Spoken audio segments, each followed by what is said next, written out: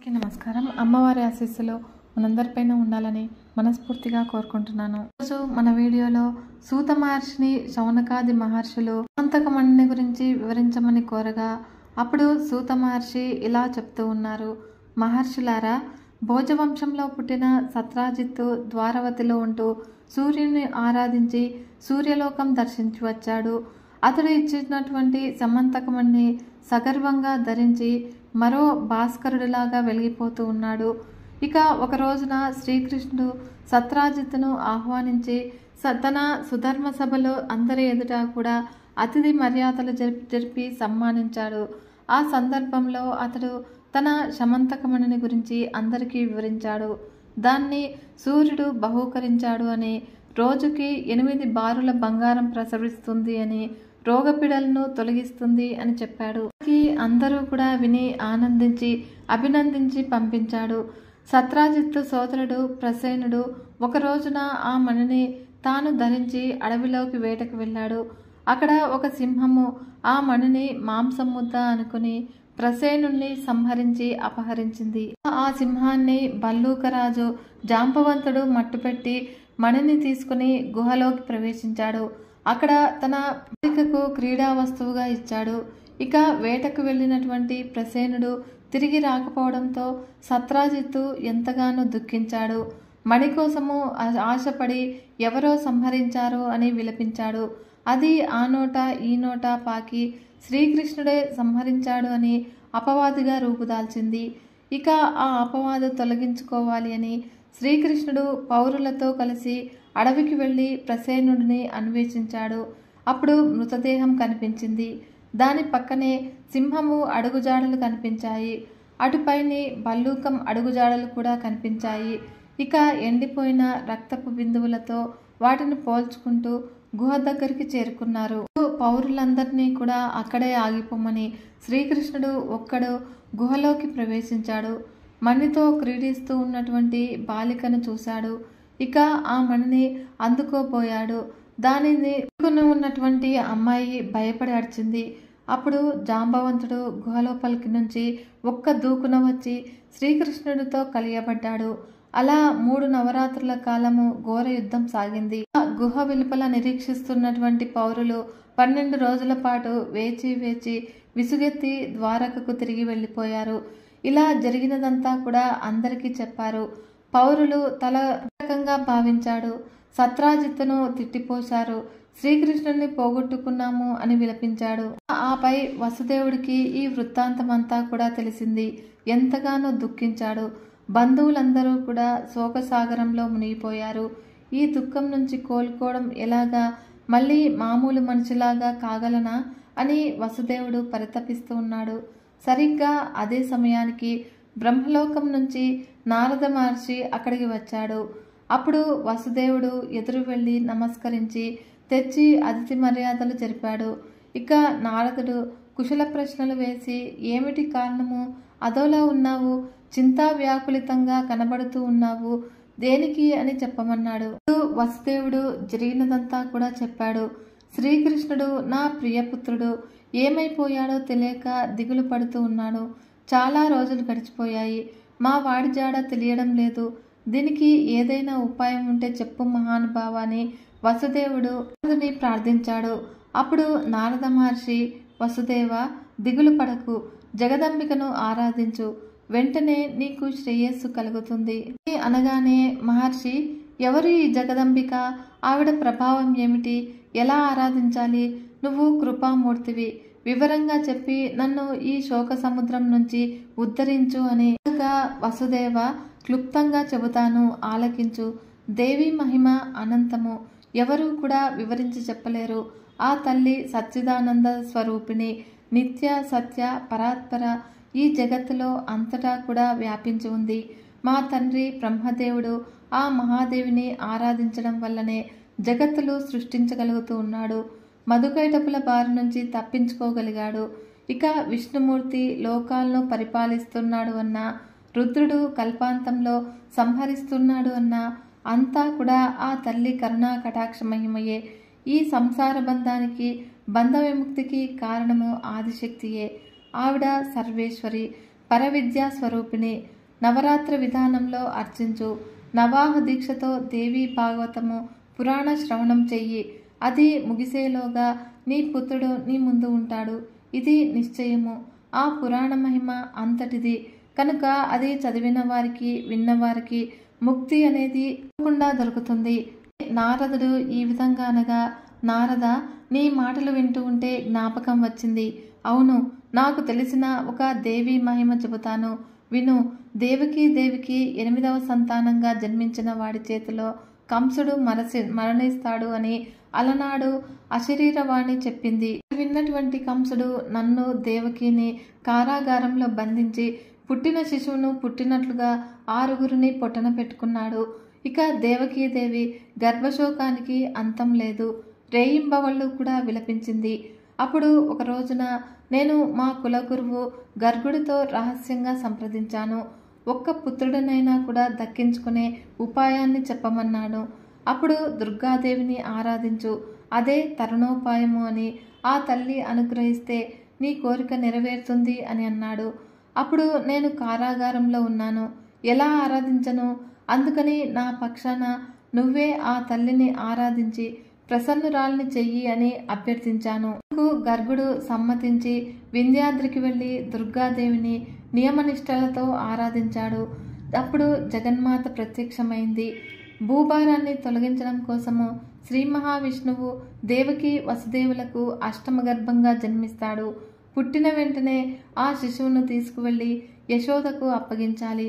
అక్కడ పుట్టినటువంటి ఆడపిల్లను తెచ్చి దేవకీదేవి పొత్తిలలో పరుండబెట్టాలి. ఇక ఈ పని చేయవలసింది మీ దేవుడే అనగా కంసుడు ఆడ శిశువును నేలకు విసురుతాడు. అప్పుడు అది ఆకాశానికి ఎగిరి నా అంశగా వచ్చి ఈ వింధ్యాద్రిలో కొలువు తీరుతుంది. గర్గ, ఇక నువ్వు వెళ్ళు, ఇది దేవకార్యము, దీనికి తిరుగులేదు అని దుర్గాదేవి ప్రసన్న చిత్తంతో పలికిందిట. అప్పుడు గర్గుడు మధురకు వచ్చి ఇదంతా కూడా నాకు విన్నవించాడు. మా దంపతులము ఎంతో సంతోషించాము. ఆ తర్వాత అన్నీ ఆ తల్లి చెప్పినట్లే జరిగాయి. నారద, అప్పటికిప్పుడు ఈ దేవీ మహిమను గురించి వింటూ ఉన్నాను. అందుచేత దయచేసి నువ్వే ఆ దేవీ భాగవతం వినిపించి మళ్ళీ నా పుత్రుణ్ణి నాకు చేర్చు.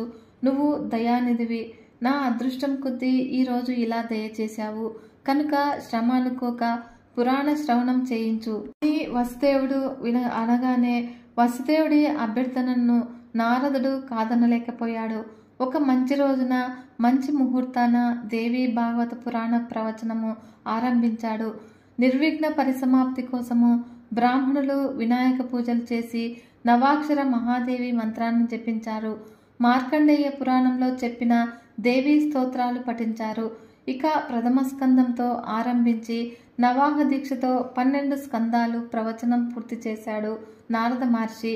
ఇక మహాదేవుడు భక్తి శ్రద్ధలతో భాగవతామృతాన్ని ఆస్వాదించాడు. 9వ రోజున పురాణం పూర్తి కాగానే ప్రసన్న చిత్తంతో నారదుడికి పూజా సత్కారాలు జరిపాడు. అక్కడ గుహపిలంలో శ్రీకృష్ణుడి ముష్టిఘాతాలకి జాంబవంతుడు శరీరము పులిసిపోయింది. రసపడ్డాడు. అప్పటికి శ్రీకృష్ణుడిని భగవంతుడిగా గుర్తించగలిగాడు. భక్తితో శిరస్సు వంచి నమస్కరించాడు. అపరాధం క్షమించమని కాళ్ళ మీద పడ్డాడు. అనుభవ, గుర్తించాను, నువ్వు భగవంతుడివి, నా రాముడివి. సముద్రానికి సేతువు నిర్మించి లంకా పట్టణాన్ని ధ్వంసం చేయించి రావణాసురుణ్ణి సంహరించిన నీ రోషం గుర్తుకు వచ్చింది. ఆ రోషమే సంకేతంగా నిన్ను గుర్తించాను. నువ్వు నా రాముడివే, శ్రీరామచంద్రుడివి. కృష్ణావతారంలో వచ్చావు. ఎంత అపచారం చేశాను, క్షమించు స్వామి, మనసారా క్షమించు. నేను నీ భృత్యుణ్ణి, ఏమి ఆజ్ఞాపిస్తావో ఆజ్ఞాపించు. ఈ విధంగా జాంబవంతుడనగా శ్రీకృష్ణుడు, వృక్షరాజ, శమంతపక్కమణి కోసము నేను ఈ బిలంలోనికి వచ్చాను అని అన్నాడు ముక్తసరిగా శ్రీకృష్ణ భగవానుడు. అర్థమేమిటి?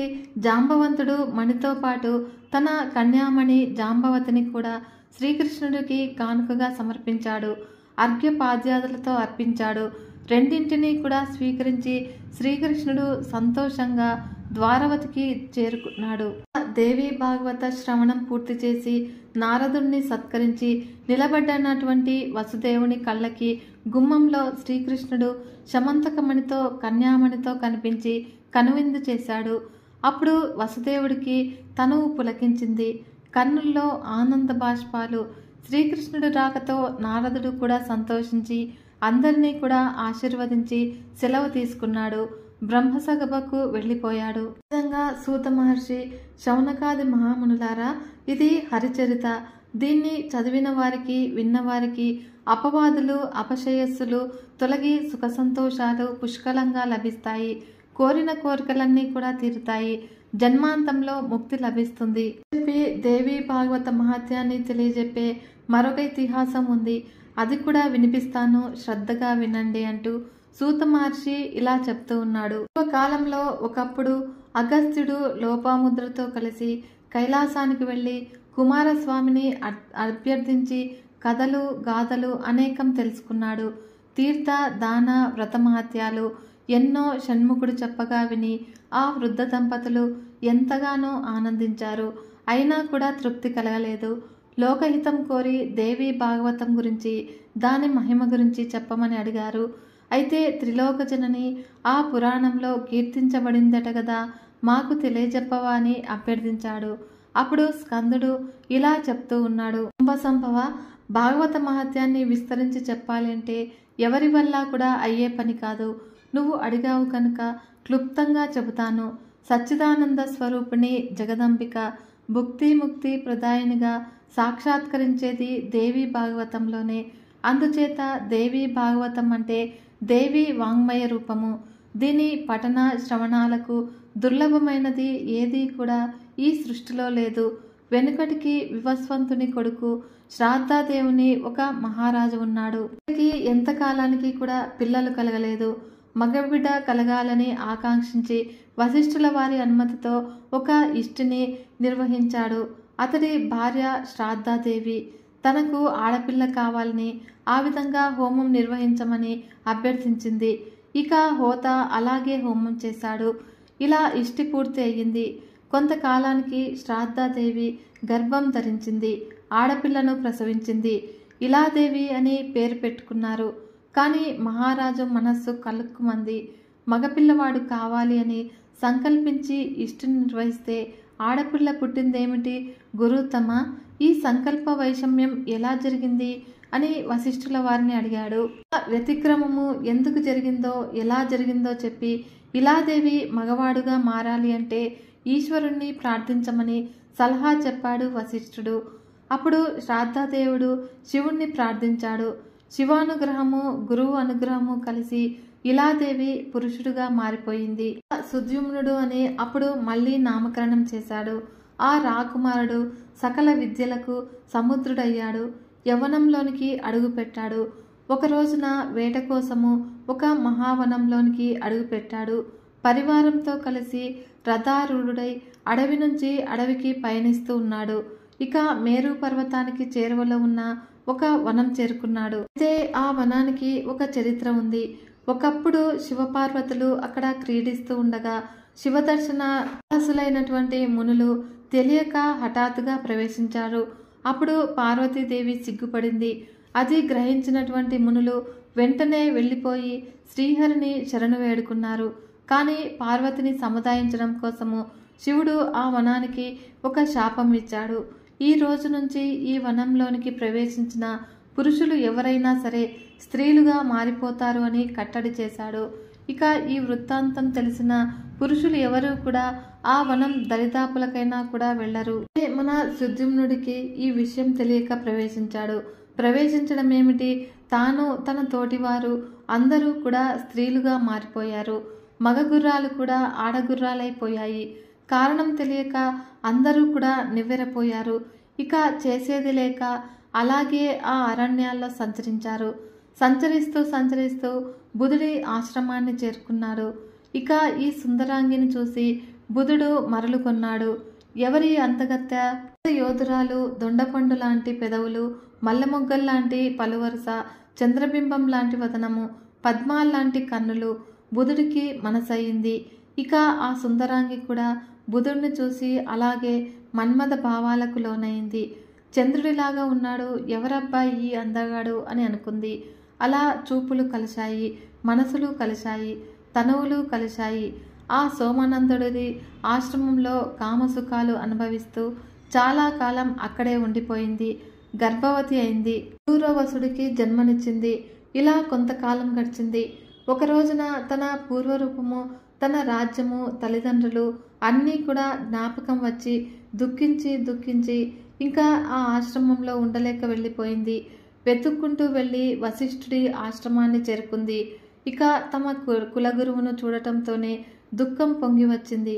కాళ్ళ మీద పడి వలవలా విలిపించింది. మళ్ళీ పురుషత్వం వచ్చేటట్లుగా అనుగ్రహించమని ప్రార్థించింది. వశిష్ఠుడు తన మంత్రశక్తితో జరిగిన వృత్తాంతమంతా కూడా తెలుసుకున్నాడు. అప్పుడు కైలాసానికి వెళ్ళాడు. శివుణ్ణి అర్చించి ప్రసన్నుణ్ణి చేసుకున్నాడు.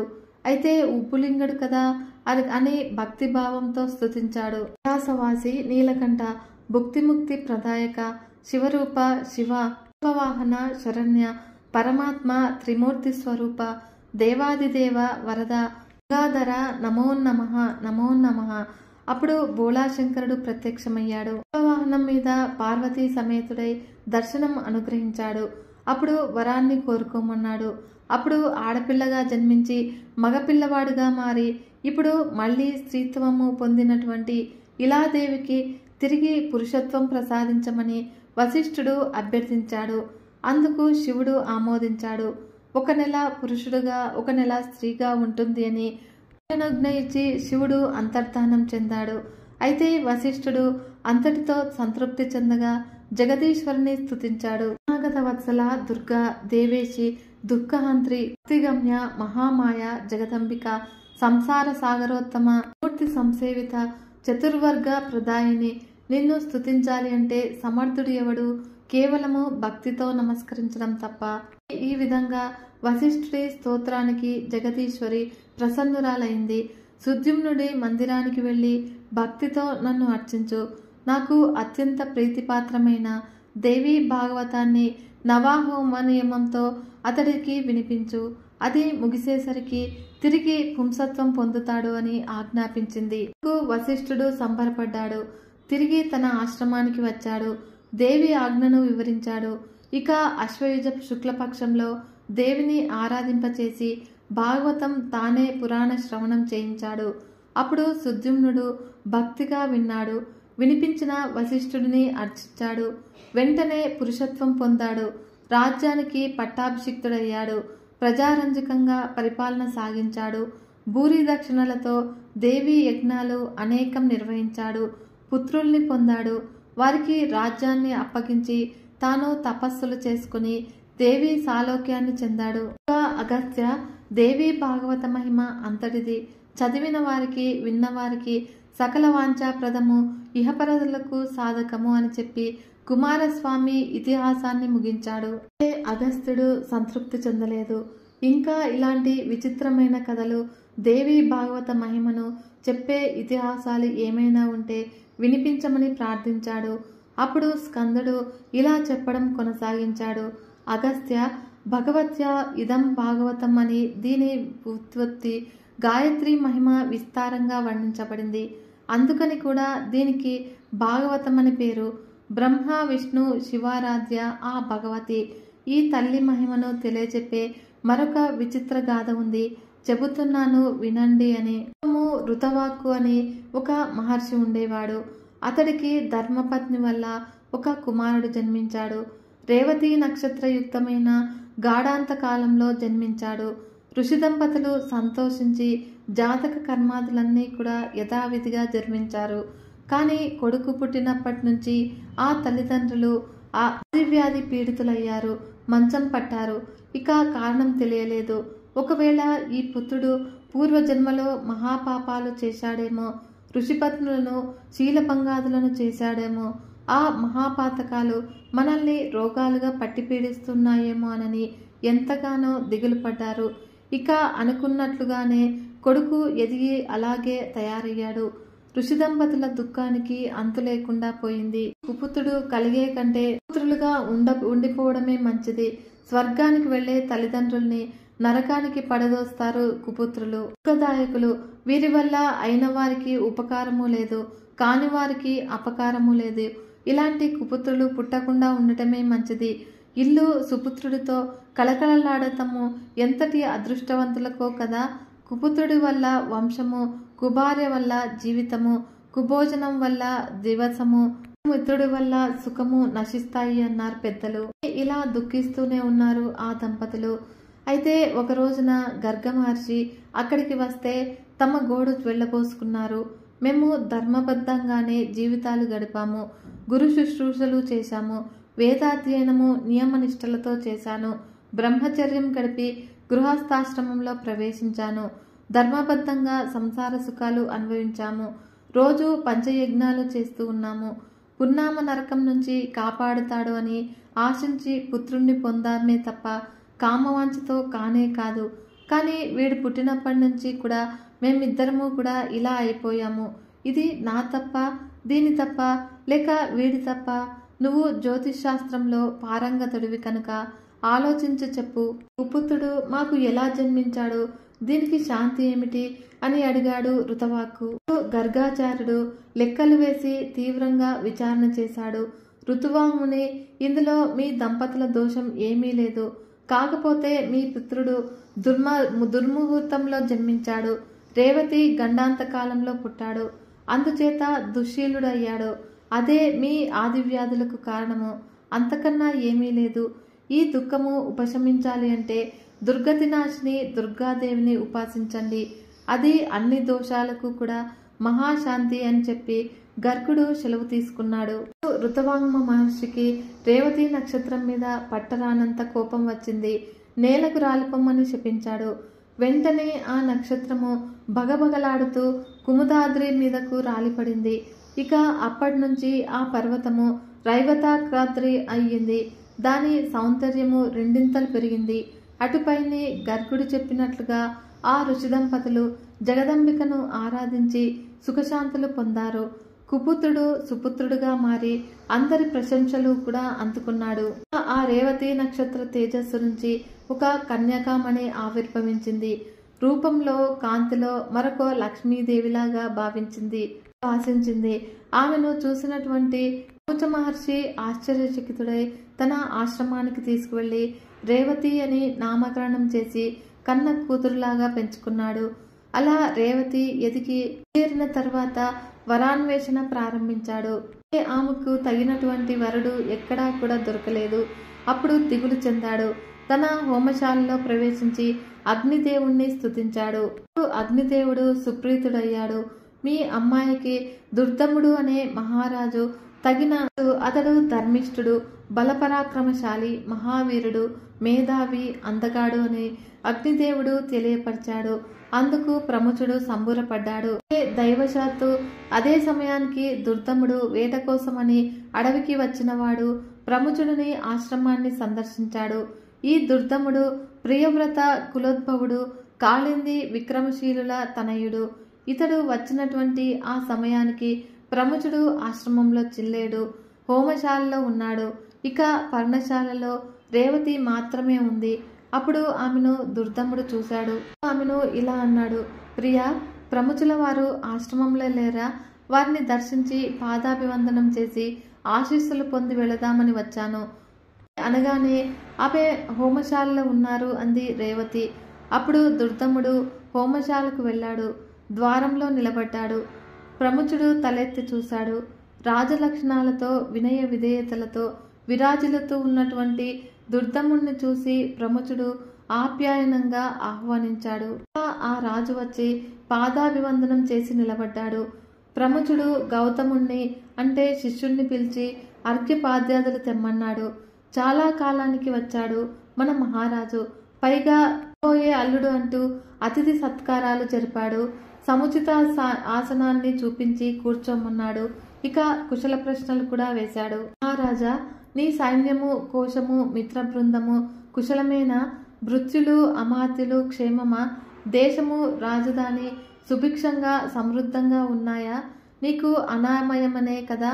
భార్య క్షేమం గురించి అడగను, ఎందుకంటే ఆ అమ్మాయి ఇక్కడే ఉంది కనుక. తక్కిన వారి క్షేమ సమాచారంలా ఏమిటో చెప్పు అనగానే ప్రముచ మహర్షి, అన్నీ కూడా కుశలమే. అందరము క్షేమమే. నా భార్య ఇక్కడే ఉంది అంటూ ఉన్నావు. ఎవరు ఆవిడ? ఇది చాలా కుతూహలం కలిగిస్తుంది, చెప్పవు అని అడిగాడు. ఆ మహర్షి చిరంజీవి దుర్దమ, రేవతి అని ఆ అమ్మాయి పేరు. నీ భార్య రూపంలో గుణంలో సాటిలేని మహిళ.